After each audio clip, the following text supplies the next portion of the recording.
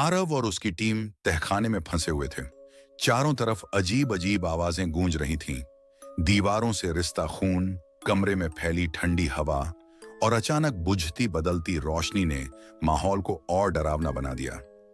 आरव ने अपने senior officer को रेडियो से संपर्क करने की कोशिश की, लेकिन कोई जवाब नहीं आया। तभी दीवार पर खून से एक और वाक्य लिखा उभरने लगा, सच्चाई को दबाओगे तो तुम्हारा भी यही अंजाम होगा। डायरी और फोटो को देखकर आरव ने अंदाजा लगाया कि रवि ही सुमन का कातिल था। लेकिन अब सवाल यह था कि रवि कहां है और क्या वह अब भी जिंदा है। तहखाने के एक कोने में मिट्टी हटाई गई, जैसे वहां कुछ दबाया गया हो। आरव ने अपनी टीम को आदेश दिया कि वे उस जगह को खोदें। जैसे जैसे मिट्टी हटती गई, एक लोहे का संदूक मिला। संदूक खोलने पर उसमें एक पुराना खंजर और कुछ कागजात थे। खंजर पर खून के धब्बे थे और कागजात पर सुमन और रवि के नाम से जुड़े कई राज लिखे थे। मैंने सुमन से प्यार किया, लेकिन वह किसी और से शादी करना चाहती थी। उसने मेरा दिल तोड़ा और गुस्से में मैंने उसका कत्ल कर दिया। मैंने उसे इस तहखाने में दफनाया। मुझे नहीं पता था कि उसकी आत्मा कभी चैन नहीं लेगी। आरव को समझ आ गया कि यह रवि का कबूलनामा था, लेकिन एक सवाल अभी भी बाकी था, रवि कहां था। तभी अचानक हवेली के ऊपरी मंजिल से किसी के भारी कदमों की आवाज आने लगी। ऐसा लगा जैसे कोई धीरे धीरे नीचे आ रहा हो। टीम ने टॉर्च जलाकर देखा, लेकिन कोई नहीं था। तभी एक आवाज गूंजी, तुम यहां से जिंदा नहीं जा सकते। आरव ने हिम्मत जुटाकर आवाज का पीछा किया। हवेली के एक और कमरे में उन्हें एक बूढ़ा आदमी मिला, जो एक कुर्सी पर बैठा हुआ था। वह कांपते हुए कुछ बुदबुदा रहा था। आरव ने पूछा, तुम कौन हो? बूढ़ा आदमी धीरे से बोला, मैं रवि हूं, मैंने सुमन को मारा था। इतना कहकर वह रोने लगा। लेकिन तभी कमरे की दीवारों पर सुमन का चेहरा उभरने लगा। उसका चेहरा गुस्से और दर्द से भरा था। सुमन की आत्मा प्रकट हुई। हवेली में तेज हवा चलने लगी और रवि चिल्लाने लगा, मुझे माफ कर दो, मैंने गलती की थी। लेकिन सुमन की आत्मा ने कहा, तूने मुझे मारा, अब तेरा अंत होगा। देखते ही देखते रवि हवा में उठ गया और जोर से चीखते हुए जमीन पर गिर पड़ा। उसकी सांसें थम गईं। रवि की मौत के बाद हवेली में सब कुछ शांत हो गया। सुमन की आत्मा ने आरव की तरफ देखा और धीरे धीरे गायब हो गई। आरव और उसकी टीम सुबह तक वहां फंसी रही, लेकिन सूरज उगने के साथ ही हवेली के दरवाजे अपने आप खुल गए। आरव ने डायरी, फोटो और खंजर को सबूत के तौर पर लिया और केस बंद कर दिया।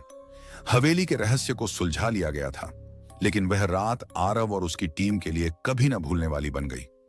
रवि की मौत और सुमन की आत्मा के गायब होने के बाद भी आरव के दिल में कुछ सवाल बाकी थे। क्या यह सच में खत्म हो गया था, या इस हवेली में और भी कुछ छिपा हुआ था?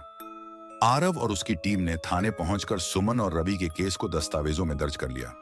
डायरी, खंजर और कबूलनामे को फॉरेंसिक जांच के लिए भेज दिया गया। लेकिन कुछ अजीब घटनाएं अभी भी हो रही थीं। टीम के एक सदस्य सुनील ने शिकायत की कि वह अजीब सपने देख रहा है। उसने बताया, मैंने सपने में सुमन को देखा। वह कह रही थी कि सच्चाई अभी पूरी तरह उजागर नहीं हुई, कोई और भी इस खेल में शामिल था। आरव ने इसे केवल डर और वहम समझा, लेकिन कुछ दिनों बाद सुनील लापता हो गया। सुनील के गायब होने के बाद आरव ने फिर से हवेली में जाने का फैसला किया, लेकिन इस बार अकेले। रात के समय जब आरव हवेली पहुंचा तो उसे वहां वैसा ही सन्नाटा और ठंडक महसूस हुई। हवेली अब और भी डरावनी लग रही थी। दीवारों पर खून के निशान अब सूख चुके थे, लेकिन वह तहखाना जहां सुमन की लाश मिली थी और भी गहरा रहस्यमय लग रहा था। तहखाने की जांच करते समय आरव ने दीवार पर एक अजीब सी खरोंच देखी। वह दीवार खोखली लग रही थी। उसने जैसे ही दीवार पर हाथ मारा, एक गुप्त दरवाजा खुल गया। दरवाजे के पीछे एक छोटा सा कमरा था, जिसमें एक और लाश मिली। यह किसी औरत की थी, लेकिन उसकी पहचान नहीं हो पा रही थी। उसके हाथ में एक पत्र था। पत्र पर लिखा था, मैंने सब कुछ देखा है। वह सिर्फ रवि नहीं था। दूसरा व्यक्ति जिसने मुझे मारने में मदद की, वह तुम्हारा विश्वास पात्र है। आरव यह पढ़कर स्तब्ध रह गया। दूसरा कातिल कौन था? क्या यह टीम का कोई सदस्य हो सकता था?